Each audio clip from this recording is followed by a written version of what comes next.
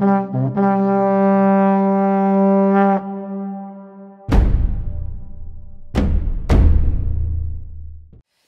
জানাচ্ছি face to face with আমির পারভেজা। আজকে আমার সাথে আছে একজন মহিষী নারী। তিনি গণপূর্ত অধিদপ্তরের প্রথম নারী প্রকৌশলী, যিনি ডক্টরেট ডিগ্রি অর্জন করেন। তিনি আর কেউ নন, তিনি বগুড়ারই কৃতি সন্তান ডক্টর ফারজানা। কথা বলবো তার সাথে। হ্যালো ফারজানা, কেমন আছেন আপনি? হ্যালো, আমি ভালো আছি। আপনি কেমন আছেন? আমি বেশ ভালো আছি। আজকে আপনার গল্প শুনতে আপনার এলাকায় এসেছি, আপনার বগুড়ায় এসেছি। আজকে আপনার গল্প শুনবো। আর প্রথমত আপনাকে ধন্যবাদ জানাচ্ছি, এত কষ্ট করে ঢাকা থেকে জার্নি করে আপনারা এসেছেন বগুড়ায়, এজন্য অসংখ্য ধন্যবাদ। You are most welcome. এত চমৎকার একটা লোকেশন, আপনি আমার দর্শকদের একটু জানিয়ে দিবেন আমরা কোথায় আছি? অবশ্যই, এটা আমরা আছি মহাস্থানগড়। এটা মূলত বগুড়া শহর থেকে 13 কিলোমিটার দূরে করতোয়া নদীর দক্ষিণে অবস্থিত, যেটা বগুড়ার প্রাণকেন্দ্র বলা হয়। এটা 2500 বছর আগে এটা পুন্ড্র নগরী হিসেবে আখ্যায়িত করা হয়েছিল। তো 2016 সালে সার্ক এটাকে রাজধানী, উত্তরবঙ্গের রাজধানী হিসেবে ঘোষণা করে। অনেক চমৎকার বলেছেন। এবার আপনার জীবনের গল্প শুনবো এবং আমি আমার দর্শকদেরকে শোনাবো। আপনি একজন সরকারি কর্মকর্তা। আপনি কি ছেলেবেলায় স্বপ্ন দেখতেন বড় হয়ে আপনি সরকারি কর্মকর্তা হবেন, ইঞ্জিনিয়ার হবেন? ধন্যবাদ প্রশ্নের জন্য। আমি অনেক ছোটবেলায় স্বপ্ন দেখতাম যে আমি ইঞ্জিনিয়ার হব। তো ফ্যামিলির যেটা ব্যাপার থাকে, সাধারণত আমাদের দেশে যেটা হয় মধ্যবিত্ত ফ্যামিলিতে, যে মেয়েরা জন্ম হলে বাবা মা চিন্তা করে ডাক্তার হবে, এটা সচরাচর এটাই চিন্তা করে। তো আমার বাবা মাও চিন্তা করেছিল যে আমি ডাক্তার হব। বাট আমি একটু গর্বের সাথেই বলি, আমি ছোটবেলা থেকেই আসলে ম্যাথে মোটামুটি ভালো ছিলাম।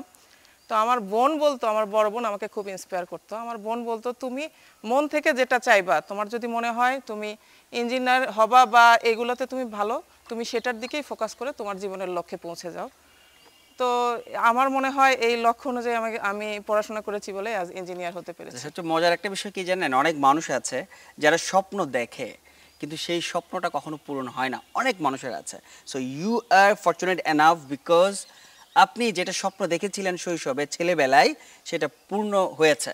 সো আপনি আজকে ইঞ্জিনিয়ার হয়ে গেছেন। আপনি আপনার স্থাপত্য শৈলী দেখাচ্ছেন আপনার কাজের মাধ্যমে। সো আপনার স্কুল লাইফটা কোথায় কেটেছে? আমার স্কুল লাইফ কেটেছে এই মহাস্থানগড়, আমরা যেখানে অবস্থান করছি এটা শিবগঞ্জ উপজেলার অন্তর্গত। তো আমার স্কুলের 10 বছরই কেটেছে মোটামুটি শিবগঞ্জ উপজেলায়। ক্লাস 1 থেকে 5 পর্যন্ত আমি প্রাইমারি স্কুলে পড়েছি এবং শিবগঞ্জ গার্লস স্কুলে আমি ক্লাস 6 থেকে ক্লাস 10 পর্যন্ত পড়ে এসএসসি এক্সাম দিয়েছি। আচ্ছা, আপনার স্কুল এবং কলেজের গল্প শুনবো সেই সব প্রতিষ্ঠানে গিয়ে। চলেন, আমাকে নিয়ে যাবেন আপনি? অবশ্যই অবশ্যই। এখন আমরা আমাদের শিবগঞ্জ উপজেলার মডেল হাই স্কুলে যাচ্ছি, যেখানে আমি আমার প্রাইমারি স্কুল জীবন কাটিয়েছি। চলেন, লেটস মুভ।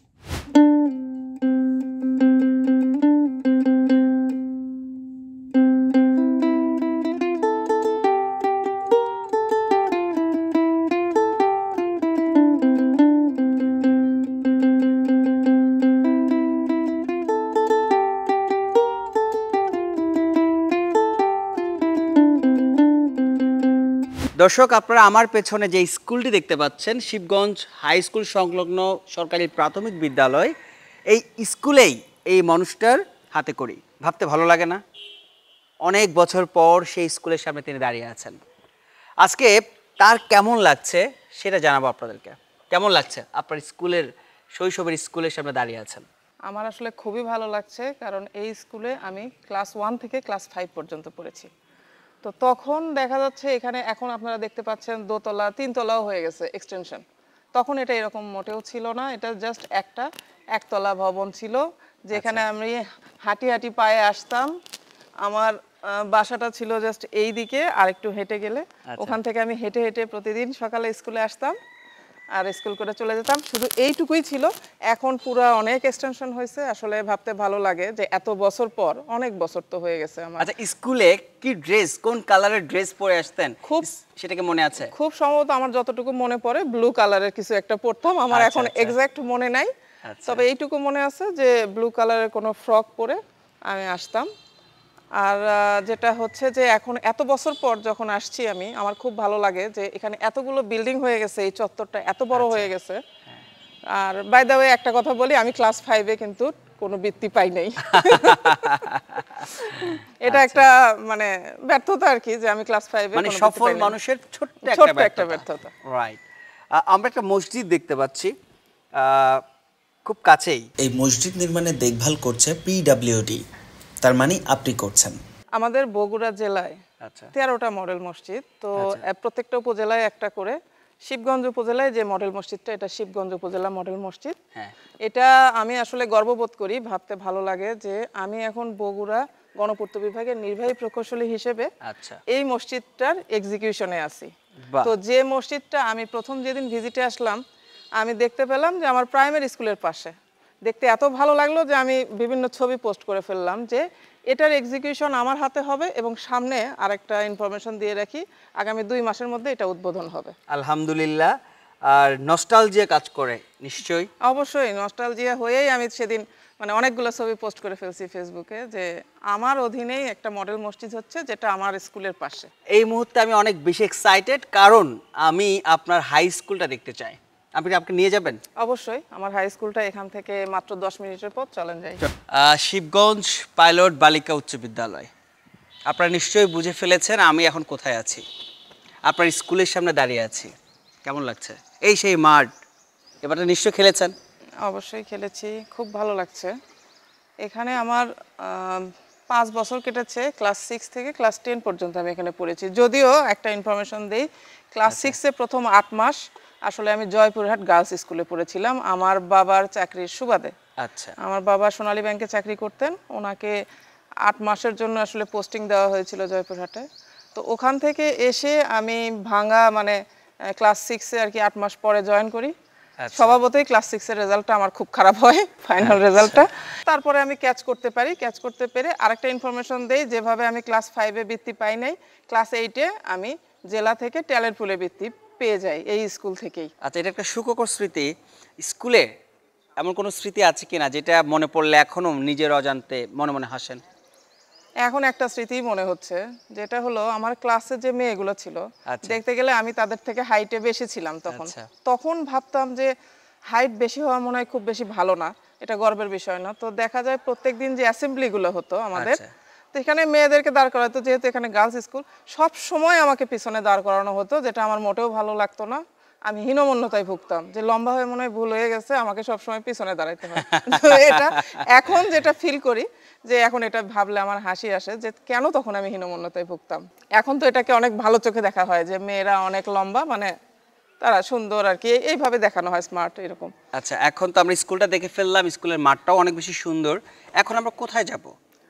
এখন আমরা মানে আমি এখান থেকে এসএসসি পাশ করি, আমাদের সময় যেহেতু A+ ছিল না, আমি স্টার মার্কস পেয়ে লেটার মার্কস পেয়ে 8টাতে লেটার ছিল পেয়ে আমি এখান থেকে এসএসসি পাশ করি।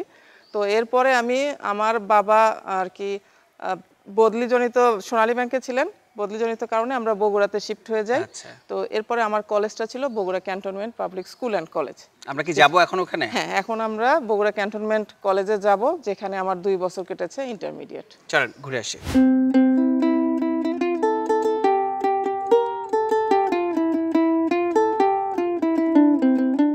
আমরা আপনার স্কুল দেখেছি, কলেজ লাইফটা কেমন ছিল?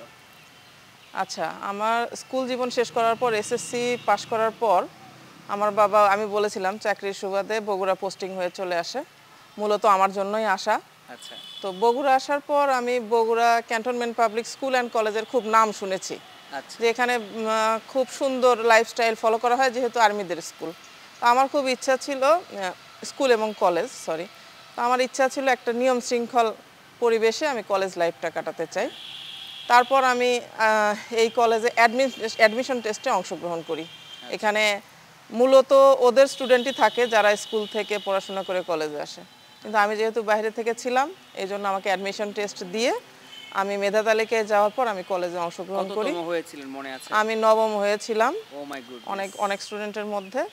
তারপর আর কি আমার কলেজ লাইফ শুরু হয়। কলেজ লাইফটা আসলে আমার মানে এত দ্রুত চলে গেছে 2 বছর শুধু টেরই পাননি কিভাবে চলে গেল? কারণ ক্যান্টনমেন্ট কলেজটা ছিল অনেক সময়ের কলেজ, সকাল 9:15টায় আমাকে বাসে উঠতে হতো আচ্ছা এবং আমার কলেজ থেকে আসতে আসতে 3টা বেজে যেত। তারপরে সকালে প্রাইভেট থাকতো, বিকালে প্রাইভেট থাকতো, আমি আসলে কোনো দিকে তাকানোর সুযোগ পাইনি। Just এভাবে মনোযোগ দিয়ে আমার পড়াশোনাটাই মনোনয়ন করে করেছেন। 2টা বছর আমার চলে গেছে। তবে যেটা হয়েছে যে কলেজে জয়েন করার পর, জয়েন বলতে আমি ক্লাস শুরু করার পর আমাকে সহজভাবে কেউ অ্যাকসেপ্ট করেনি, যেহেতু মানে আমার স্কুলটা বাইরে থেকে আসছে। উপজেলা লেভেলে ছিল। হ্যাঁ সবাই ভেবেছে যে এ তো এমন কিছু জানে না, এমন কি, একে এত গুরুত্ব দেওয়ার কি আছে। রাইট। তো আমাকে আসলে প্রুফ করে করে সামনের দিকে আগাতে হয়েছে আপনি যে তাদেরকে দেখিয়ে দিয়েছেন আপনি কি। খুব বেশি ভালো রেজাল্ট যে করেছি তা না, তবে আমি ওই সময় ইন্টারমিডিয়েটে স্টার মার্কস পেয়েছিলাম। তো স্টার মার্ক পেয়েছিলেন, এসএসসি তে কি ছিল আপনার, আই মিন ম্যাট্রিকে কি ছিল? ম্যাট্রিকেও স্টার মার্কস ছিল, ম্যাট্রিকে ছিল 832 নাম্বার আর ইন্টারমিডিয়েটে 821, প্রায় কাছাকাছি নাম্বার বাহ, ছিল। খুব কাছাকাছি ছিল এবং চমৎকার রেজাল্ট করেছেন। আলহামদুলিল্লাহ ভালো ছিল, মানে বেশি ভালো ছিল না, সর্বোচ্চ রেজাল্ট ছিল না, বাট কাছাকাছি ছিল। তারপর আপনি সফল হয়েছেন এবং আপনার জীবনের গোল যেটা ছিল সেটা আপনি ঠিকঠাক মতো পৌঁছে গেছেন। হ্যাঁ। কলেজ জীবন শেষ করে তারপর কি করলেন? কলেজ লাইফ শেষ করার পর যেটা হলো যে বাবা মা চাচ্ছিল আমি মেডিকেলে অন্তত কোচিংটা করি, মেডিকেল পড়ি বা না পড়ি। আমার ইচ্ছা ছিল বুয়েট। তো আমাদের ওই সময়ে বগুড়ায় এখন কিন্তু বুয়েট কোচিংটা হয়, কিন্তু তখন বুয়েট কোচিং ছিল না, এজন্য আমাকে ঢাকায় যেতে হয়। তো আমার কলেজ লাইফ শেষ করে ঢাকায় শিফট হলেন। ঢাকায় আমি একা ফার্ম গেটে হোস্টেলে থাকা শুরু করলাম। আচ্ছা, কেমন ছিল এবং দিনগুলো? দিনগুলো খুবই খারাপ ছিল আমার জন্য, কারণ আমি একা কখনোই থাকিনি এবং আমি বাইরের খাবারে অভ্যস্ত ছিলাম না। আমার কষ্টের লাইফ ছিল ফার্ম গেটে, এবং ওখানে আমি সানরাইজে কোচিং করতাম বুয়েট এবং শুভেচ্ছায় মেডিকেল কোচিং করতাম। তার আমি মানে 2টা কোচিংই নিজের করতাম। ইচ্ছাটাও প্রাধান্য দিচ্ছিলেন, পাশাপাশি বাবা মার ইচ্ছাটাকেও ইচ্ছাটাও আমি প্রাধান্য দিয়েছিলেন। দিয়েছিলাম। কিছুদিন পর যেটা হলো, আমি একটু ইন্টারাপ্ট করতে চাই, একটা মানুষ দুইটা কোচিং একসাথে কন্টিনিউ করা কতটুকু সহজ ছিল আসলে? অনেক কঠিন ছিল, প্রত্যেকদিন কোচিং থাকতো। অল্টারনেট ডেতে আমি বুয়েট কোচিং করতাম, বাকি ডেগুলোতে আমি মেডিকেল কোচিং করতাম। পড়াশোনাটা সামলাতেন কিভাবে? মেডিকেলের জন্য আসলে বাট খালি শুধু বাবা মাকে বোঝানোর জন্য আমি কোচিংয়ে যেতাম, বাট রেজাল্ট আমার ভালো হচ্ছিল মেডিকেলেও, যে টেস্টগুলো হতো আমি রেজাল্ট ভালো করতাম। আচ্ছা বাট কিছুদিন যাওয়ার পর আমি যেটা করলাম, আমি মেডিকেল কোচিংটা বন্ধ করে দিলাম, শুধু বুয়েট কোচিংটা চালিয়ে গেলাম। আমি আসলে পারছিলাম না। আচ্ছা। আর সেই মহেন্দ্রক্ষণ চলে আসলো যখন বুয়েট আপনার ভর্তি পরীক্ষা, ভর্তি পরীক্ষা চলে আসলো, বুয়েট এবং মেডিকেল একসাথে আসলো। দুটার পরীক্ষা কি দিয়েছিলেন আপনি? দুইটাই দিয়েছিলাম। বুয়েট ভর্তি পরীক্ষার আগে যেটা হলো, আমি ওই যে না খেয়ে, তারপরে ফার্ম গেটে তখন প্রচুর কারেন্ট যেত, খুব খারাপ অবস্থা হয়ে আমার রিউমেটিক ফিভার ধরা পড়লো, ও মাই গুডনেস। এবং পরীক্ষার আগের দিনে এসে আমি হাঁটতেও পারতাম না, লিখতেও পারতাম না, এরকম সিচুয়েশন তৈরি হলো আচ্ছা বুয়েট পরীক্ষার আগের দিন, আমার স্বপ্নের পরীক্ষা। আচ্ছা বুয়েট পরীক্ষার দিনে আমি হলে গেলাম আমার বোনের সহযোগিতায়। আমার আব্বা আসছে, বোন আসছে বগুড়া থেকে। আপনি অফ দ্য স্ক্রিন একটা কথা বলছিলেন, আপনার আপু আপনার জন্য জীবনে অনেক বেশি কিছু করেছে, আপনি বমি করেছিলেন, এই ধরনের কথাগুলো বলছিলেন। হ্যাঁ, হ্যাঁ, যদি হ্যাঁ। ওই সম্পর্কে একটু কিছু বলতেন আপুকে নিয়ে। হ্যাঁ, আপুকে নিয়ে যেটা, আমরা 2 বোন 1 ভাই, এটা বলি। আমার বোন বড় আর ভাই আমার অনেক ছোট। তো বুয়েট পরীক্ষার আগের দিন আমার বোন যায় ঢাকায়, যেহেতু জানে আমার রিউমেটিক ফিভার ধরা পড়ছে, এবং আমার আব্বাও যায়। আগের দিন রাতে আমি লিখতে নিছি, লিখতে নেওয়ার পর মনে হলো আমি লিখতে পারছি না, কারণ আমার হাতে এখানে ব্যথা, পা ব্যথা, রিউমেটিক ফিভারে যা হয়। আচ্ছা তারপর আমি কান্না করছিলাম, কারণ আমার বুয়েট ছিল আমার ফার্স্ট টার্গেট। আমি তো জীবনের অনেক বড় একটা ডাক্তার স্বপ্ন। হতে চাইনি আমি। তখন আমার বোন এসে নিজেও কান্না শুরু করলো যে এখন কি হবে, ছোট বোনের স্বপ্ন ভঙ্গ হচ্ছে। এবং আমার অনেক জ্বর আসলো। জ্বর আসার কারণে আমি বমি করে ফেললাম। রাইট। তখন আমার মনে আছে আমার বড় বোন, মানে এটা আসলে সবাই করে কিনা জানি না, সে নিজে ওটা পরিষ্কার করছে। এইভাবে প্রিপারেশন নিয়ে আমি পরের দিন বুয়েটে হলে যাই। হলে যাওয়ার পর আমার বোন এবং আব্বা চিন্তা করলো ও এখন রুমে পৌঁছাবে কিভাবে, যেখানে সিট পড়ছে ওর। তখন তো বুয়েটে অনেক রেস্ট্রিকশন, ঢুকতে দেয় না। এখন আমার বোন কিভাবে জানো ঢুকে Manage পড়ছে, করেছে। আমার সাথে ম্যানেজ করে ঢুকে পড়ছে, আমাকে নিয়ে যেয়ে ও সিটে বসায় রেখে আসছে।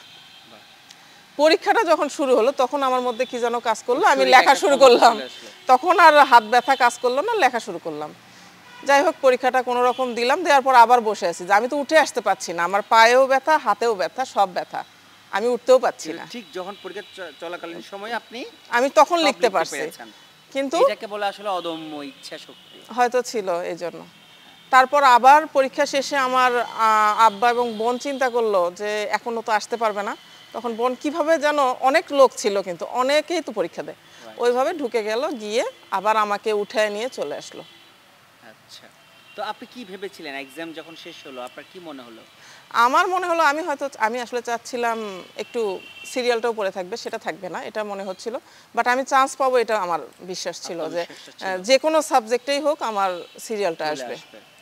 তো রেজাল্ট কখন দিল বা এরপরে কিন্তু আমি বগুড়া চলে আসি, মানে কোচিং শেষ, বুয়েট ভর্তি পরীক্ষা শেষ, তারপরে মেডিকেল ভর্তি পরীক্ষা হয়, সেটা আমি বগুড়াতেই অ্যাটেন্ড করি, কারণ মেডিকেল কলেজ বগুড়ায় যেহেতু আছে আমাদের জিয়া রহমান মেডিকেল কলেজ। আমি মেডিকেলে চান্স পাই, মেডিকেলে আমার হয় রংপুর মেডিকেল। একটু ইন্টারাপ্ট করছি, আপনার বুয়েটের রেজাল্টটা কবে দিয়েছে? বুয়েটের রেজাল্ট মেডিকেলের আগেই হলো। আচ্ছা, তখন চান্স পেয়ে গেলেন? চান্স পেয়ে গেলাম, কিন্তু চয়েস দেওয়ার সময় আমি সিভিল ইঞ্জিনিয়ারিং চেয়েছিলাম, সেটা হয়নি। আমার সিরিয়াল যেহেতু পিছনে আসছে, আমি ওয়াটার রিসোর্সেস ইঞ্জিনিয়ারিং, এটা পার্ট অফ সিভিল, আচ্ছা, এটা সান্ত্বনামূলক আমার এটা হলো যে না, অ্যাটলিস্ট আমি সিভিল ইঞ্জিনিয়ারিং একটা পার্টে তো আছি, রাইট, সেখানে আমার মানে হয়। আপনি হ্যাপি ছিলেন? হ্যাঁ, আমি হ্যাপি ছিলাম যে ওয়াটার রিসোর্স ইঞ্জিনিয়ারিং। আমি কি অবস্থা ছিল? ফ্যামিলিও খুশি ছিল যে বুয়েটে তো চান্স হয়েছে। আচ্ছা, এরপরে রেজাল্ট আসে মেডিকেলের। আচ্ছা, মেডিকেলে তখন সিরিয়ালে রংপুর মেডিকেল আসে, আমার সিরিয়াল 7 নম্বরে বা 9 নম্বরে ছিল, আমার এক্সাক্ট মনে নেই, রংপুর মেডিকেল কলেজ। আর আমি ঢাকা ভার্সিটিতেও পরীক্ষা দিয়েছিলাম, ওটাতেও আমার সিরিয়াল আসছে। মানে একটা মানুষের যতগুলো এক্সাম সে দিয়েছে প্রত্যেকটাতে সে চান্স পেয়েছে। এই তিনটাতেই আমার এক্সাম দেওয়া ছিল, তিনটাতেই আসছে। আপনার আসছে, তাহলে আপনি মানে দ্বিধাদ্বন্দ্বে পড়েননি কোনটা করবেন? দ্বিধাদ্বন্দ্ব বলতে আমার ফ্যামিলি তো সবাই চাচ্ছিল একটু ডাক্তার হলে ভালো হয়, মানে ফ্যামিলিতে একজন ডাক্তার থাকলে ভালো হয়। আমার ইচ্ছা ছিল একটু ইঞ্জিনিয়ারিং পড়ি, কারণ বুয়েটটা আমার ভালো লাগে। আচ্ছা, পরে একদিন গেলাম রংপুর মেডিকেল কলেজ দেখতে, খুশি করার জন্য। হ্যাঁ, গেলাম দেখার জন্য, দেখে টেকে আসলাম। আসলে পরিবেশ ভালো লাগেনি, এটা হলো বড় কথা, ভালো লাগেনি। আর আরেকটা ব্যাপার হলো আমি একটু ভয় পাই কাটাকাটি, এই জন্য মনে হলো ডাক্তার না পড়ে। তারপর আর কি, ফ্যামিলিতে কথাবার্তা হলো, সবাই বলল কি করা যায়। তখনও আবার আমার বড় বোন বলল তোমার যেটা মনে হয় সেটাই করো, মন থেকে যেটা মনে হয় তুমি সেটাই করো, আমাদের কোনো চাপ নাই। প্রত্যেকটা মানুষের একজন মেন্টর দরকার। আপনার মেন্টর মনে হয় আপনার বড় আপু?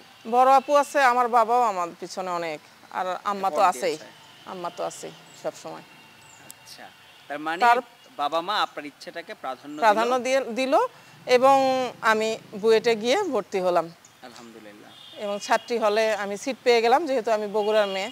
আচ্ছা, সেক্ষেত্রে সিট পেতে কোনো সমস্যা হলো না আমার জন্য। এরপর আমার বুয়েট লাইফ শুরু হলো। বুয়েটে আমাদের ক্লাস শুরু হয় 2002 এপ্রিলে। আচ্ছা, প্রথম যেদিন বুয়েটে ক্লাস করতে যাচ্ছেন আপনার স্বপ্নের প্রতিষ্ঠান, কেমন অনুভূতি ছিল? অন্যরকম অনুভূতি ছিল, মানে নতুন পরিবেশ। কেমন, কোন জামাটা পরে গিয়েছিলেন? না এক্স্যাক্ট মনে নাই, তবে একটু খ্যাত ছিলাম মনে হয় তখন, খ্যাত টাইপেরই ছিলাম। আচ্ছা, যা হয় সারাটা জীবন আপনার জীবনটা যাপন করেছেন বই আর খাতা কলম এসব নিয়েই, পড়াশোনা নিয়ে আপনার জীবনটা যাপন করেছেন ওইটুকু সময় পর্যন্ত। হ্যাঁ, আপনার তো অবশ্যই তখন পৃথিবীর আউটার ওয়ার্ল্ড আপনার ভালো লাগে না, তখন পর্যন্ত সম্পর্কে তো আইডিয়া ছিলই না, শুধু জানেন পড়াশোনা কিভাবে পড়তে হয়। না, বুয়েটে ঢোকার পরেও কিন্তু আমি পড়াশোনার মধ্যেই ছিলাম। আচ্ছা, ডিটাচ কোনো সময় হয়নি? মানে ওখানেও ওইভাবে যে বাহিরে ওইভাবে ঘোরাঘুরি এটা আমি করিনি তেমন। আমার কিছু ক্লোজ ফ্রেন্ড ছিল।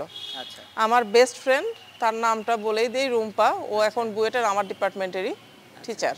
আচ্ছা, পুরা বুয়েটে সে সেকেন্ড হয়েছিল, ও আমার বেস্ট ফ্রেন্ড এখন আছে। আমি গর্ববোধ করি ওর নাম বলতে। তো ও আমাকে খুব সাপোর্ট দিছে বুয়েট লাইফে। আর আমার আরেকটা ফ্রেন্ড ছিল, সে বগুড়ারই একটা ছেলে ফ্রেন্ড, জিয়া। মানে আমরা দেখা যায় তো অনেক বিষয়, যেহেতু হলে থাকতাম সবাই কথা কনসাল্ট করতাম। এভাবে আমার বুয়েট লাইফ, আমরা পাশ করে বের হলাম 2007-এর জুলাইয়ে। এই তো 5 বছর পর। তাহলে আপনার স্কুল লাইফ খুব চমৎকার কাটলো, রেজাল্ট ভালো ছিল, ইন্টারমিডিয়েট লাইফ খুব চমৎকার কাটলো, দেন বুয়েট লাইফ। বুয়েটে আমার রেজাল্টটা মানে হাই লেভেলের কিছু ছিল না। আচ্ছা, এভারেজ রেজাল্ট ছিল। আমি সিজিপিএ বলবো, সিজিপিএ বলি আমি 3.56 ছিল আউট অফ 4, মানে এ অনেক মাইনাস, ভালো ছিল। এ মাইনাস ছিল আমার। অনেক ভালো একটা রেজাল্ট ছিল। আচ্ছা, এনিওয়ে দেন বুয়েট থেকে বের হয়ে গেলেন, এখন তো চাকরি করতে হবে, হ্যাঁ। কি করলেন তখন? তখন যেটা হলো 2007 এর সেপ্টেম্বরে, আচ্ছা। 16 সেপ্টেম্বর আমি সিইজিআইএস, এটা একটা প্রতিষ্ঠান, এটা ওয়াটার মিনিস্ট্রির একটা পাবলিক ট্রাস্ট, আচ্ছা গুলশান 1 অফিস, ওখানে আমি যোগাযোগ করলাম। কারণ আমি বুয়েটে আমার যখন থিসিস চলমান ছিল, থিসিসের জিআইএস এর একটা কাজে সিইজিআইএস এ আমার কথা হয়। আচ্ছা তো ওই পরিচয়ে সিইজিআইএস এ আমি সেপ্টেম্বরে যোগাযোগ করি। আচ্ছা, আপনি চাকরিটা শুরু করেছেন, প্রথম জব আপনার প্রাইভেট জব? হ্যাঁ, এটা ঠিক প্রাইভেট বলতে এটা ওয়াটার মিনিস্ট্রি পাবলিক ট্রাস্ট বলে ওটা। আচ্ছা তো ওখানে আর কি আমি যাই, তারপর ওখানকার এক্সিকিউটিভ ডিরেক্টর স্যারের সাথে কথা বলি। স্যার আমাকে একটা ডিপার্টমেন্টে যোগাযোগ করতে বলে, ওই ডিপার্টমেন্টের হেড স্যারের সাথে কথা বলে আমার একটা শর্ট ভাইবার মতো হয়। আচ্ছা দেন হওয়ার পর চাকরিটা আপনি পেয়ে চাকরিটা গেছেন। হয়ে যায়। এই তো ওইটাই আমার শুরু। আচ্ছা, কোনো বেলাকে তো আর শুনাইতে হয় না চাকরিটা না পেয়ে না, গেছি আমি বেলা যে শুনছি। বেলা তো নাই আমার তখন। আচ্ছা ঠিক আছে, তখন চাকরি হয়ে গেল, এরপরে কি হলো? এরপরে 2007 থেকে 2009 পর্যন্ত আমি ওই জবটা কন্টিনিউ করি। আচ্ছা 2000 2 বছর। 2 বছর। 2009 এর শেষে সেপ্টেম্বরে আমি বেলজিয়াম চলে যাই কেন মাস্টার্স, গেলেন, এই আইডিয়াটা কেন আসলো মাথায় যে আমি বেলজিয়াম যাব, হায়ার এডুকেশন করতে হবে? মানে মাস্টার্স করার জন্য আমার এখানে হাজবেন্ড আমাকে ইন্সপায়ার করছে মাস্টার্সের এর ব্যাপারটা। মধ্যে আপনার বিয়ে শাদীও হয়ে গেছে? বুয়েটে থাকতে আমার 2006 এ যখন আমি ওটা কি 4th প্রেমের ইয়ারে, বিয়ে ছিল? হালকা প্রেম ছিল। হালকা প্রেম, ঝাপসা আল্লাহ, মানে ভালোবাসা? কেউ জানে না, কিন্তু আমার ফ্যামিলিও জানে না যেটা একটা 2 মাসের একটা প্রেম ছিল, এটা কেউ আচ্ছা, জানে এটা না। কি? হ্যাঁ, পারিবারিকভাবে প্রথম দেখা হয় সবাই মিলে। এরপরে এরপরে মানে কেউ জানতো না, আমাদের যোগাযোগ হতো, এরকম 2 থেকে 2.5 মাস চলছে। হিডেন প্রেম 2 হ্যাঁ, বছর? এটা আজকের Reveal এই করলেন। ইন্টারভিউয়ে কিন্তু সবাই জানতে পারবে, আমার ফ্যামিলির, আমার বাবা মা সবাই জানতে পারবে এটার মাধ্যমে, যে বোনও জানতে পারবে। এরপরে 2006 এর মে মাসে আমাদের বিয়ে হয়, 5ই মে। ভাইয়া কি আপনাকে সাপোর্ট দেয়, মানে জব করছেন? হ্যাঁ হ্যাঁ হ্যাঁ হ্যাঁ, ভাইয়া তো আউটার ওয়ার্ল্ড সিজিআইএস এ সে সাপোর্ট দিছে ওই জবটার ব্যাপারে, আর মাস্টার্সের ব্যাপারে পুরোটাই সে আসলে এটার ব্যাপারে যোগাযোগ, যে কোথায় করা যায় মাস্টার্স বা অ্যাপ্লাই করা, এটার জন্য পেপার লেখা, পেপারটা আমি লিখছি, ও শুধু অ্যাপ্লাই করে দিছে বা কোথায়। আমার কিন্তু 3টা স্কলারশিপ একসাথে হয় মাস্টার্সে। আচ্ছা প্রথমত বেলজিয়ামে ভিএলআই আর একটা স্কলারশিপ বলে, বেলজিয়ান গভর্নমেন্ট স্কলারশিপ, ওটা হয়। জাপানে একটা স্কলারশিপ হয় আমার টোকিও ইউনিভার্সিটিতে, এবং আরেকটা স্কলারশিপ সবাই মনে হয় জানে, ইরাসমাস মুন্ডাস স্কলারশিপ, এটা আমার হয় নরওয়ে। 3টা কান্ট্রি মিলে, নরওয়ে, নেদারল্যান্ড, ইংল্যান্ড। তো আসলে 3টা কান্ট্রি যাওয়া লাগবে, এই জন্য আমি ওই স্কলারশিপটা বাদ আর অ্যাকসেপ্ট করি না। খুব মজার একটা বিষয়, আমি জানি না আপনি খেয়াল করেছেন কিনা, বাট আমি খেয়াল করেছি, সেটা হচ্ছে আপনার জীবনে যা হয় একবারে, মানে অনেকগুলো একসাথে চলে আসে, আপনার জীবনে আসে, তখন এবং চুজ আপনার করতে হয়। একটাই কষ্ট, এগুলো চুজ করতে হয় কোনটা আমি নিব, কোনটা পিক করব। একটু সময় লাগছে আমার, যে আমি জাপানে মানে যাব কিনা এটা নিয়ে দ্বিধাদ্বন্দ্বে ছিলাম। আর ইরাসমাস মুন্ডাস যেহেতু 3টা কান্ট্রি মিলে, ওইটা আসলে একটু আমার জন্য কষ্টকর ছিল। Finally Belgium. ফাইনালি আমার হাজবেন্ডও এখানে এগ্রি করছে যে বেলজিয়ামে যেহেতু 2 বছরের জন্য, আর আমরা খোঁজ নিয়ে দেখছি ওখানে ভালো ভালো স্কলারশিপ, ভালো বা পড়াশোনাটাও ভালো, মূল্যায়ন ভালো হয়, তখন ওখানে আমি ওয়াটার রিসোর্স ইঞ্জিনিয়ারিংয়েই কিন্তু আমার মাস্টার্স। দেন আপনি ফ্লাই করে দিলেন বেলজিয়াম। বেলজিয়ামের লাইফ কেমন ছিল? বেলজিয়ামটা আমি এখনো মিস করি, বেলজিয়াম আমি খুব এনজয় করছি। তাহলে কি আমরা বলতে পারি লাইফের সবচেয়ে ভালো সময় কাটিয়েছেন বেলজিয়াম? হ্যাঁ, বেলজিয়ামে খুব ভালো সময় আমার কাটছে। কেন কেন জীবনের সবচেয়ে ভালো মুহূর্তগুলো ওখানে কাটিয়েছেন বলে মনে করেন আপনি? তখন আমি একা কিন্তু গেলাম বেলজিয়ামে, আমার হাজব্যান্ডের স্কলারশিপ বেলজিয়ামে ছিল না, ও ইরাসমাস মুন্ডাস স্কলারশিপে ইংল্যান্ডে গেল। আচ্ছা, কিন্তু দুজন দুই প্রান্তে। কিন্তু শেষে আমার স্কলারশিপটা 2 বছরের ছিল, আচ্ছা আর ওরটা 1.5 বছর ছিল। লাস্ট 1 ইয়ার কিন্তু আমরা একসাথেই বেলজিয়ামে থাকছি। সে এক্সচেঞ্জ স্টুডেন্ট হিসেবে সে বেলজিয়ামে এসেছিল, তারপর আমরা 1 বছর বেলজিয়ামেই থেকেছি। বেলজিয়ামে যেটা হয়, আমার সেনজেন ভিসা ছিল, 16 কান্ট্রি এন্ট্রি, এটা একটা ভালো লাগার বিষয় যে আমি বিভিন্ন প্যাকেজ ট্যুরে লুক্সেমবার্গ ভিজিট করলাম, জার্মানি, নেদারল্যান্ডস, কিউকেনহফ, তারপরে ফ্রান্স, আর ইংল্যান্ডে আমার হাজবেন্ডকে দেখতে আমি গিয়েছিলাম, সেটা অন্যভাবে ভিসা, আলাদা ভিসার মাধ্যমে পরীক্ষা দিয়ে। মানে জীবনটা তখন ভীষণ রঙিন ছিল। হ্যাঁ, তখন তো দুইজন শুধু, আর কেউ ছিল না, এই জন্য ঘোরাঘুরি বেশি ছিল। আর আমার স্কলারশিপটা ছিল ইন্টার ইউনিভার্সিটি, 3টা ইউনিভার্সিটি মিলে। ওটাও একটা এনজয়ের ব্যাপার ছিল, একটা ইউনিভার্সিটিতেই না, 3টা ইউনিভার্সিটিতে ক্লাস হতো আমার। দেন আপনি আপনার গ্র্যাজুয়েশন কমপ্লিট করলেন, আই মিন হ্যাঁ, মাস্টার্সের রেজাল্টটা আমার হয়ে গেল। মাস্টার্স আমার এভারেজ রেজাল্ট ছিল, ওইটা না বলি, রেজাল্ট ছিল। দেন আপনি আবার দেশে ব্যাক করেছেন? আমি আবার 2011-এ সেপ্টেম্বরে আবার ব্যাক করে আমার পূর্বের যে জব সিজিএস আবার জয়েন করি। আচ্ছা। জয়েন করার পর যেটা হয়, তখন মনে হচ্ছিল যে আরেকটু কি জব চেঞ্জ করা যায়।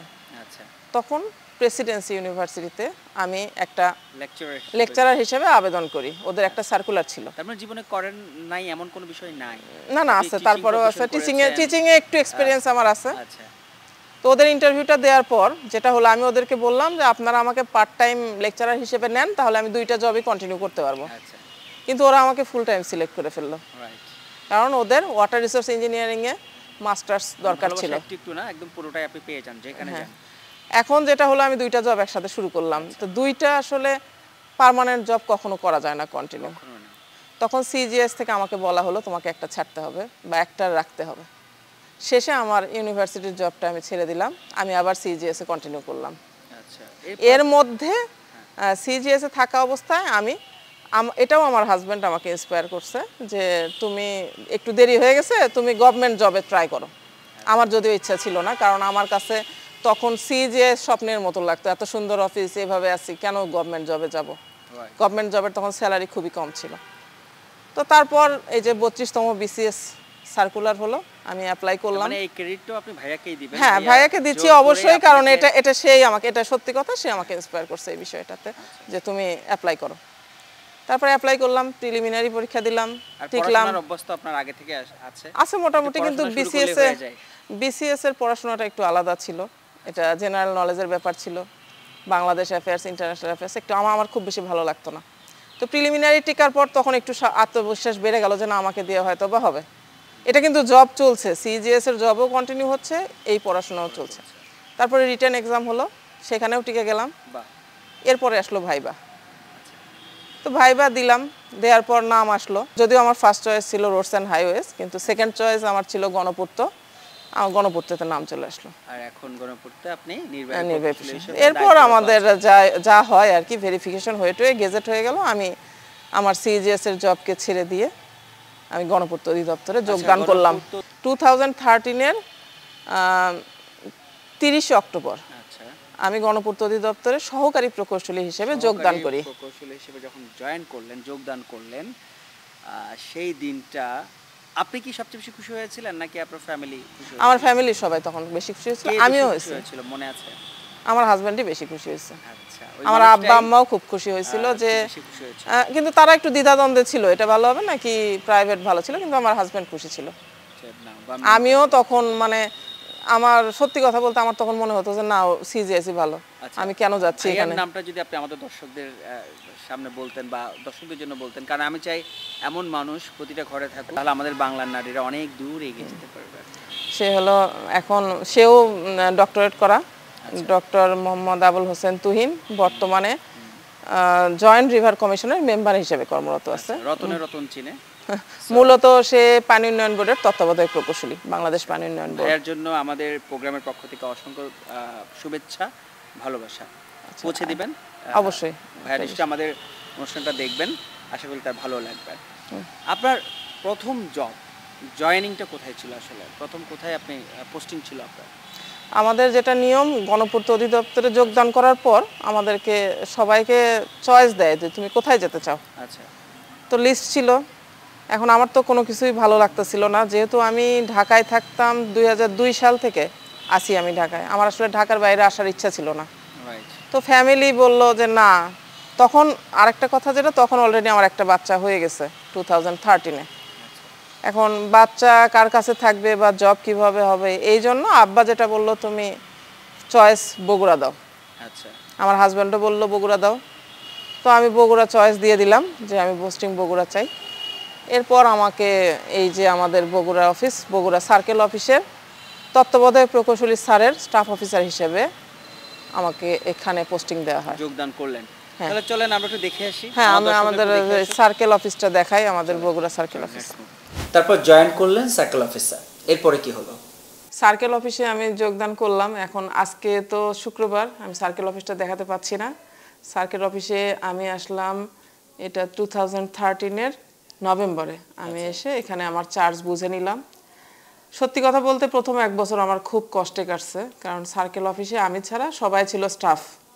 তো আমি যেখানে প্রাইভেট জব করলাম 4 বছর, বেলজিয়ামে মাস্টার্স করে আসলাম। মানে প্রাইভেট জব আপনারা জানেন একটু অন্যরকম হয় ওখানে। হ্যাঁ, অফিসটা লাক্সারিয়াস ছিল, আমার অনেক কলিগ ছিল, আমরা দেখা যেত অফিস শেষে বিভিন্ন জায়গায় খেতেও যেতাম, জীবনটা অনেক সুন্দর ছিল ওখানে, কালারফুল।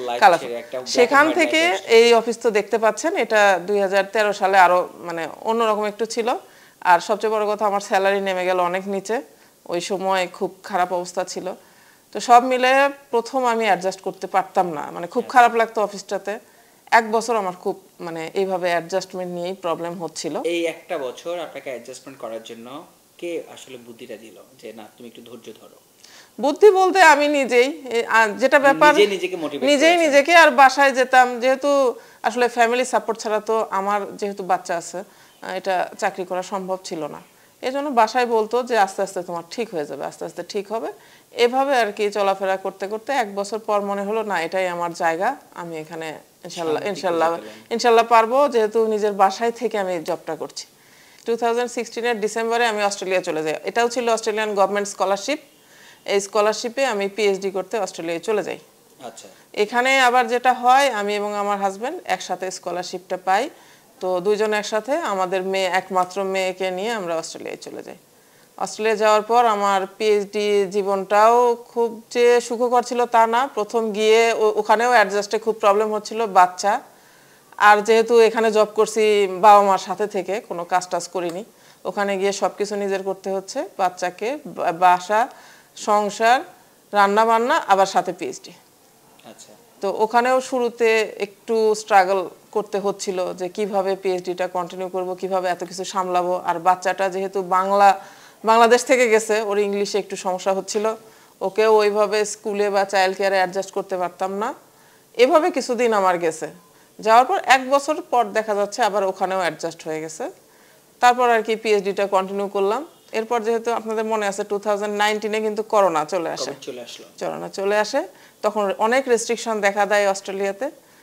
সেই সময় আমি দেশে আসছিলাম একবার, এসে ব্যাক করে অস্ট্রেলিয়াতে ব্যাক করার পর 2020-তে আমার দ্বিতীয় কন্যার জন্ম হয়।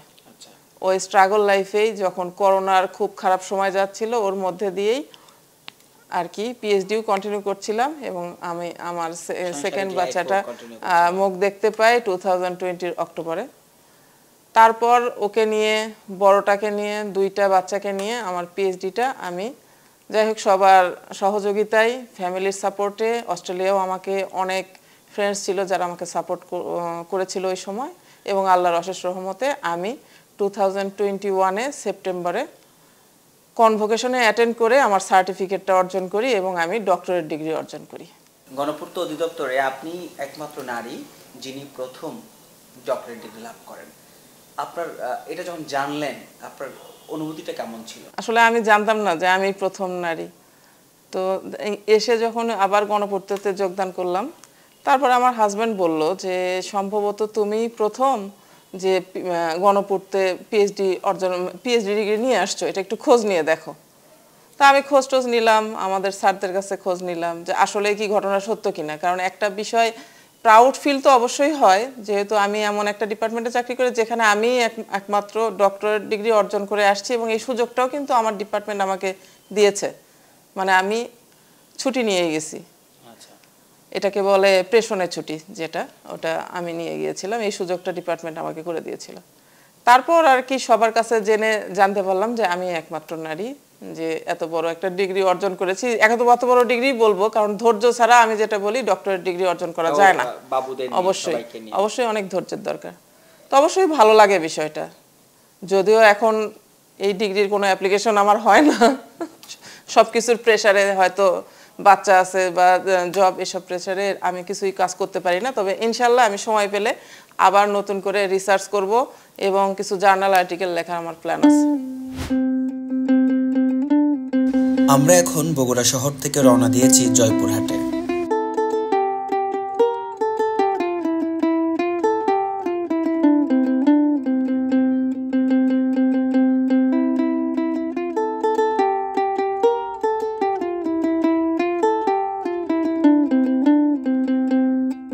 অস্ট্রেলিয়াতে ডিগ্রি অর্জন করলেন, আই মিন পিএইচডি শেষ করলেন, তারপর কি করলেন? অস্ট্রেলিয়াতে পিএইচডি শেষ করার পর দীর্ঘ 4.5 বছর পর আমি দেশে ব্যাক করলাম। তারপর 2021 এর নভেম্বরে আমি আবার আমার ডিপার্টমেন্ট গণপূর্ত অধিদপ্তরে যোগদান করলাম। আচ্ছা আচ্ছা, আরেকটা কথা বলে রাখি, আমার বাইরে থাকার কারণে প্রমোশন পেন্ডিং ছিল। দেশে আসার পর আমি নির্বাহী প্রকৌশলী হিসেবে দায়িত্ব পেলাম। সেটা কোথায়?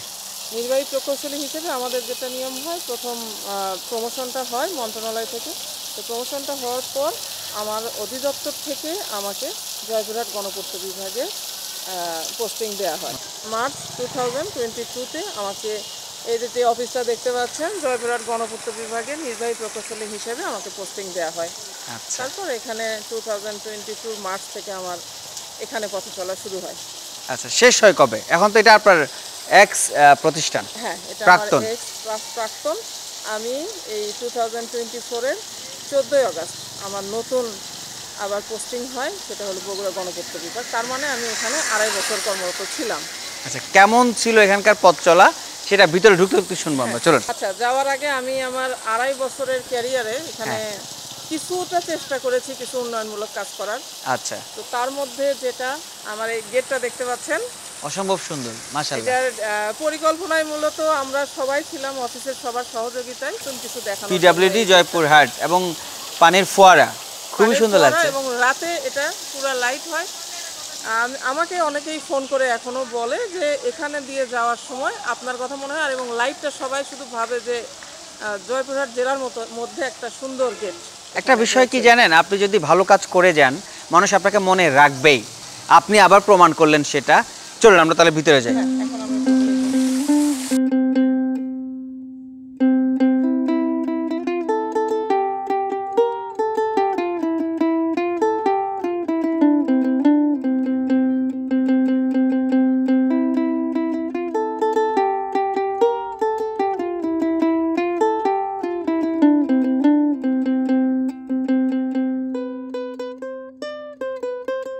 এখন আমি আমার রুমের আপনাকে নিয়ে আসি।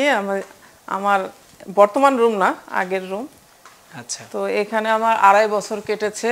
আমি প্রথম যেদিন যোগদান করি তখন এসে আমাকে সবাই মিলে এখানে রিসিভ করে বসায়, তখন থেকে শুরু করে 2.5 বছর এই রুমে বসেই আমি অফিসের সবার সহযোগিতা নিয়ে জি, সুন্দরভাবে এই জেলাটাকে পরিচালনা করার চেষ্টা করেছি। এই সেই ডেস্ক, এই ডেস্ক থেকে আপনি অনেকগুলো প্ল্যানিং করেছেন, বাইরে গিয়ে ফিল্ডে গিয়ে কাজ করেছেন। হ্যাঁ, জয়পুরহাটটা আসলে এটা সি ক্যাটাগরির একটা জেলা ছিল। তো পরে উন্নয়ন, এটা যেহেতু নতুন জেলা, উন্নয়ন হতে হতে এটাকে এখন বি ক্যাটাগরিতে এসেছে। এটাতে আমিও খুশি। আর আমি জয়পুরহাটে 2.5 বছর থাকাকালীন চেষ্টা করেছি যতটুকু আর কি উন্নয়ন করা সম্ভব হয়। আর জয়েন করার পর এই যে ইন্টেরিয়র দেখতে পাচ্ছেন, এই রুম পুরাটাই আমি থেকে কতটুকু সুন্দর হয়েছে জানি না, আমি ডিজাইন করে করে এটা পুরাটাই সাজাইছি। আর পেছনের এটা, পেছনের এটাও মানে অনেক চিন্তা করে, আমাদের তো আসলে ফান্ড ওইভাবে বেশি থাকে না আমাদের ডিপার্টমেন্টের জন্য। তো কিভাবে সাশ্রয় করে এত মিনিমাম বাজেটে কতটা সুন্দর এবং দেখতে যেন সবাই যেন এসে বলে না এটা খুব ভালো হয়েছে, এমন না যে জমকালো কিছু, সেরকম না, মানে মিনিমাম বাজেটে ম্যাক্সিমাম বিউটি। এটা চেষ্টা করে আর কি সুন্দরভাবে সাজানোর চেষ্টা করেছি আমার রুমটা। 2024 এর 14th আগস্ট আমার জন্মদিন ছিল। ওই দিনেই বিকাল 5টায় আমি অর্ডারটা হাতে পাই যে আমাকে বগুড়া গণপূর্ত বিভাগে নির্বাহী প্রকৌশলী হিসেবে পোস্টিং দেওয়া হয়েছে। আচ্ছা, এখন আপনি বগুড়ায় আছেন? হ্যাঁ, এখন আমি বগুড়ায় আছি। বগুড়ায় আমি দায়িত্ব নিয়েছি 2024 এর 22 আগস্ট।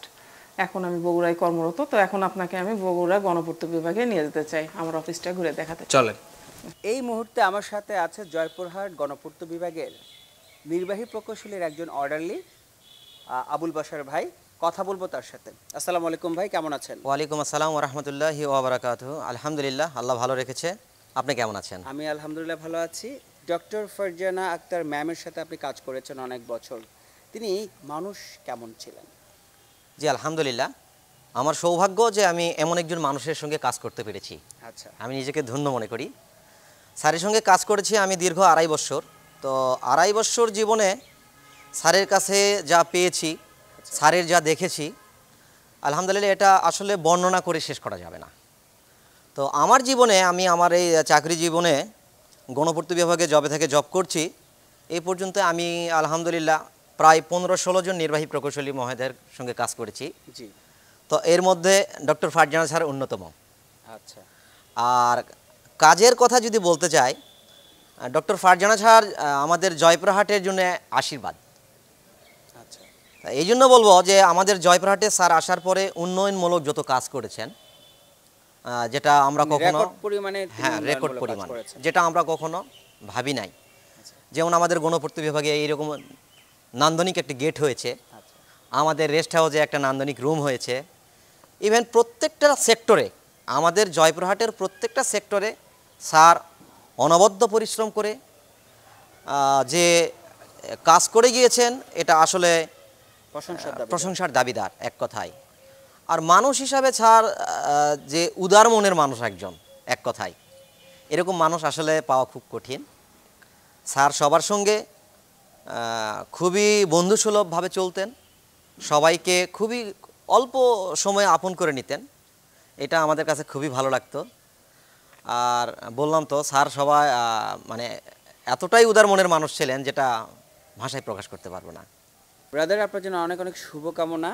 আপনার সামনের পথ চলা অনেক সুন্দর হোক। ভালোবাসা আপনার জন্য। জি আলহামদুলিল্লাহ, দোয়া রাখবেন।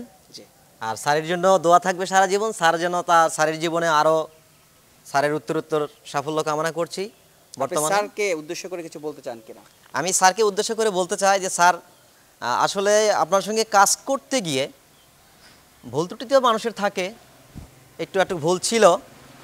আর স্যারের উদ্দেশ্যে যেটা বলবো যে স্যার আপনি যেভাবে কাজ করে যাচ্ছেন, আশা করি জয়পুরহাটকে অনেক কিছু দিয়েছেন, বগুড়াবাসীকে অনেক কিছু দিবেন, এবং আরও বগুড়াবাসীকে আরও এমন কিছু দিবেন যা বগুড়াবাসী আমাদের জয়পুরহাটের মতো গর্ব করতে পারে। এখন আমরা কথা বলবো মোহাম্মদ মশিউর রহমানের সাথে, যিনি সহকারী প্রকৌশলী হিসেবে জয়পুরহাট গণপূর্ত বিভাগে কাজ করছেন। আমি মোহাম্মদ মশিউর রহমান, সহকারী প্রকৌশলী, গণপূর্ত বিভাগ, জয়পুরহাট। প্রথমে ডক্টর ফারজানা আক্তার স্যারকে শুভকামনা জানাই। সরকারি প্রকৌশল ডিপার্টমেন্টের একজন নারী প্রকৌশলী হিসেবে ডক্টরেট ডিগ্রি অর্জন করার জন্য। আমাদের সরকারি প্রকৌশল ডিপার্টমেন্টে নারী প্রকৌশলী আসলে খুবই কম উপস্থিত লক্ষ্য করা যায়। তার এই অর্জন ওই সকল নারী প্রকৌশলীদের খুব সহজেই উদ্বুদ্ধ করতে পারবে উচ্চতর ডিগ্রি অর্জনের জন্য। স্যার নির্বাহী প্রকৌশলী হিসেবে সর্বপ্রথম গণপূর্ত বিভাগ জয়পুরহাটে যোগদান করেন।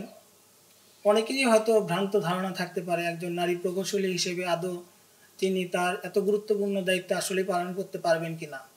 তিনি তার কাজের মাধ্যমে সেই ভুল প্রমাণ করে দিয়েছেন। তিনি তার কাজে সবসময় উৎসাহ এবং উদ্দীপনার মাধ্যমেই করে গেছেন। তিনি তার কাজের প্রতি সবসময় আত্মবিশ্বাসী থাকতেন এবং সবসময় দ্রুত এবং সঠিক সিদ্ধান্ত নিতে পারতেন, ফলে সেই কাজগুলো খুব দ্রুততার সহিত সম্পন্ন করা সম্ভব হতো। আমি তার দীর্ঘায়ু এবং সফলতা কামনা করছি। আমরা একটু আগে আপনার এক্স কর্মস্থল জয়পুরহাটে গিয়েছিলাম, ওখান থেকে আমরা বগুড়ায় আসলাম। আপনি এখন এখানে দায়িত্বরত আছেন, কেমন এনজয় করছেন এবং কাজের প্রেশার কেমন? আচ্ছা, আমি এখানে আসছি যে যোগদান করার পর আমার প্রায় 3 মাসের কাছাকাছি হতে যাচ্ছে বগুড়ায়। আচ্ছা, তো আমি যখন এই আমাদের দোতলায় যে সার্কেল অফিসটা, এখানেও তো সহকারী প্রকৌশলী হিসেবে ছিলাম, তখন মনে হতো যে কখনো যদি এখানকার এক্সিকিউটিভ ইঞ্জিনিয়ার নির্বাহী প্রকৌশলী হিসেবে আসতে পারতাম আর কি, কাজ করতে পারতাম, তখন ইচ্ছা ছিল। তো সেই ইচ্ছাটা আমার পূরণ হয়ে গেছে। এখন আমার নিজের জন্মস্থান নিজ জেলায় আমি এখন এক্সিকিউটিভ ইঞ্জিনিয়ার হিসেবে আছি কর্মরত। এর চেয়ে ভালো লাগা আর কি হতে পারে। আমি আসলে যেটা চাই, জয়পুরহাটেও আমি চেষ্টা করছি কিছু উন্নয়নমূলক কাজ করার জন্য। তো আমার নিজ জেলার জন্য আমি কিছু করে যেতে চাই। আমার এই অফিসের জন্য আমি অলরেডি কিছু কাজ শুরু করে দিয়েছি, এবং আরও যে জেলায় আমাদের যে কাজগুলো আছে আমি চেষ্টা করে যাচ্ছি ভালোভাবে সেগুলো মনিটরিং করা, এক্সিকিউট করা মানে কিভাবে স্বচ্ছতার সাথে সবগুলো কাজ সম্পন্ন করে বগুড়া জেলার উন্নয়ন করা যায়, এটা আমি করে যাচ্ছি। তো ইনশাল্লাহ সামনে আরও ভালো কিছু করতে পারবো। আমাদের সারাউন্ডিংসে এমন অনেক নারী আছে যারা মনে করেন জীবনটা মনে হয় এখানেই থেমে গেল, জীবনে মনে হয় আমার করার আর কিছুই নেই। এমন অনেক মানুষকেও আমি দেখেছি, অনেক নারীকে দেখেছি যারা নিজের জীবনটা দিয়ে দিতে চায়, পৃথিবীতে আর বেঁচে থাকতে চায় না। এমন হতাশাগ্রস্ত, এমন ফ্রাস্ট্রেটেড নারীদের জন্য আপনার কি বলার আছে? আচ্ছা, আমি আমার জীবন থেকেই বলি। আসলে আমার বাবা মা কিন্তু, আমরা দুইটা বোন অনেক দিন ছিলাম। আমার ভাই আমার থেকে 9 বছরের ছোট, তো বোঝাই যাচ্ছে যে আমরা দুই বোন। আমার বোন আমার থেকে 4 বছরের বড়। তো আমার বাবা যেটা বলতো, উনি কিন্তু ছেলে মেয়ে আলাদা দেখতো না। তার দুইটা মেয়ে নিয়েই তার জীবন চলে যাচ্ছিল এবং সে সোনালী ব্যাংক সরকারি চাকরি করতো। তো আমরা আসলে বলতে গেলে মধ্যবিত্ত পরিবার থেকেই উঠে আসছি। এতটা স্মুথলি যে আমরা পড়াশোনা মানে সব কিছু পেয়ে গেছি, যখন আমাদের ঈদে হয়তো ড্রেস কেনা হতো, দুই বোনের একসাথে একই রকম ড্রেস কেনা হতো, আর হয়তো অনেক দিন কেনা হতো না, এরকম হতো। তো এইভাবেই কিন্তু আমি যেরকম উপজেলা লেভেলের স্কুলে পড়াশোনা করছি, তো লক্ষ্যটা স্থির থাকতে হবে, আমি কি হতে চাই। কখনো থেমে গেলে বা আমি চেষ্টা করব না, আমি থেমে গেলাম, আমাকে দিয়ে কিছুই হবে না, এভাবে থেমে যাওয়া যাবে না। আর সুইসাইড কখনো কোনো সমাধান হতে পারে না। সুইসাইড করলাম তো তাহলে তো আমি জীবনে হেরে গেলাম, মরে গেলাম, শেষ, জীবন ওখানেই থেমে গেল, সেটা না। আমাকে একটা লক্ষ্য স্থির করতে হবে এবং আমাকে ভিতর থেকে সেটা মানে নিজে নিজে ডিসাইড করতে হবে যে না, আমি চেষ্টা করলে এটা পারবো। হয়তো সহযোগিতা লাগবে, কারো ফ্যামিলি সাপোর্ট লাগবে বা আত্মীয় স্বজনের সাপোর্ট লাগবে। আমারও লেগেছে আত্মীয় স্বজনের সাপোর্ট, আমি বলবো না যে লাগেনি। কিন্তু যেটা হবে যে আমার নিজস্ব লক্ষ্যে পৌঁছা পর্যন্ত আমাকে চেষ্টা করে যেতে হবে। এবং আমি যেটা বলি যে আল্লাহ চাইলে এই লক্ষ্যে পৌঁছে যাওয়া সম্ভব। তার মানে অদম্য ইচ্ছে থাকলে অবশ্যই সে তার আলটিমেট গোলে পৌঁছাতে পারবে, সফলতা আসবেই। আচ্ছা, আপনি ডক্টর ফারজানা আক্তার, আপনার জীবনে কোনো দুঃখ আছে কিনা, যে এই দুঃখের কথা মনে পড়লে এখনো আপনার চোখে জল টলমল করে? মানুষের জীবনে কষ্ট তো থাকবেই, অনেক কষ্টই আছে। হয়তো আমার কাছে সব কষ্ট বড় এখন মনে হচ্ছে না, কিন্তু একটা কষ্টের কথা আমি শেয়ার করতে চাই। যেটা হলো, আমি যখন মাস্টার্স করে দেশে ব্যাক করি 2011-এ, তারপর 2012-এ আমি কনসিভ করি, কিন্তু এই বাচ্চাটা আমার 5.5 মাসে মিসড অ্যাবর্শন হয়ে যায়। তো ওই দিনের কথাটা, ওই রাতে যখন আমি অ্যাপোলো হাসপাতালে যাই, মানে আমাকে যখন আল্ট্রাসাউন্ডে ডক্টর যেভাবে তাকায়, তখনকার কষ্টটার কথা আমার এখনো মনে হয় আমার, এবং ওই সময়ই আমি আসলে কেঁদে ফেলছিলাম। তো এই দিনটার কথা মনে হলে আমার এখনো, মানে 2012-এর এই ঘটনাটার কথা মনে হলে আমি এখনো কষ্ট পাই। দুঃখের কথা বাদই দিলাম, এখন আমরা সুখের কথা জানতে চাই। নিশ্চয়ই এমন কোনো একটা দিন আছে, আর এমন কোনো একটা ক্ষণ আছে যেটা আপনার জীবনের সবচেয়ে আনন্দের মুহূর্ত মনে পড়ছে এই মুহূর্তে? যদি মনে পড়ে আমাদের দর্শকদের জন্য একটু শেয়ার করবেন। আচ্ছা, সুখের স্মৃতি বলতে যেটা আসলে আমার জীবনে এখন যেটা আমি ভাবি যে আমার 2টা রাজকন্যা আছে, এদের পৃথিবীতে আসাটা আমার কাছে সবচেয়ে সুখের। যেটা মনে হয়, আমার বড় রাজকন্যা 2013-এর মার্চে আসছে, ওই দিনটা আমার জন্য খুবই আনন্দের ছিল। আর দ্বিতীয় রাজকন্যা যখন অস্ট্রেলিয়াতে, আমি বলছিলাম যে করোনার সময় ওর মুখ যখন আমি দেখলাম, তখন এটা আমার আরেকটা সুখের দিন ছিল। এবং আমি যেটা বলি, আমার দ্বিতীয় রাজকন্যা আমার জন্য একটা আশীর্বাদ। কারণ ওর পৃথিবীতে আসার পর আমি যদিও 2টা বাচ্চা নিয়ে অনেক স্ট্রাগল করেছিলাম অস্ট্রেলিয়াতে, কিন্তু আমার যত সফলতা আসছে ও পৃথিবীতে আসার পর। তো আমি সবসময় বলি, আমার দ্বিতীয় রাজকন্যা আমার জন্য একটা আশীর্বাদ হয়ে আসছে আল্লাহর কাছে থেকে। আবার ফেস টু ফেস উইথ আমির পারভেজ অনুষ্ঠানে অনেকগুলো অতিথি এসেছেন। যতগুলো অতিথি এসেছেন ইতিপূর্বে, সবচেয়ে বেশি লাকি আপনি, এবং আপনি একজন সুখী মানুষ, যে মানুষটা স্বপ্ন দেখেছে ঠিকঠাক মতো সেই স্বপ্নে পৌঁছে গেছে। সো অনেক ভালো লাগলো আপনার সাথে এতটা সময় কাটিয়েছি, আজকের পুরোটা দিন। আপনার জন্য অনেক অনেক শুভকামনা, ভালোবাসা। এভাবে করেই দেশকে সেবা দিয়ে যান। দেশ আপনাদের মতো মানুষ থেকে অনেক বেশি কিছু আশা করে। অনেক শুভকামনা আবারও। আপনাকে অসংখ্য ধন্যবাদ। ফেস টু ফেস উইথ আমির পারভেজ অনুষ্ঠানের জন্য আমার পক্ষ থেকে অনেক অনেক শুভকামনা রইল।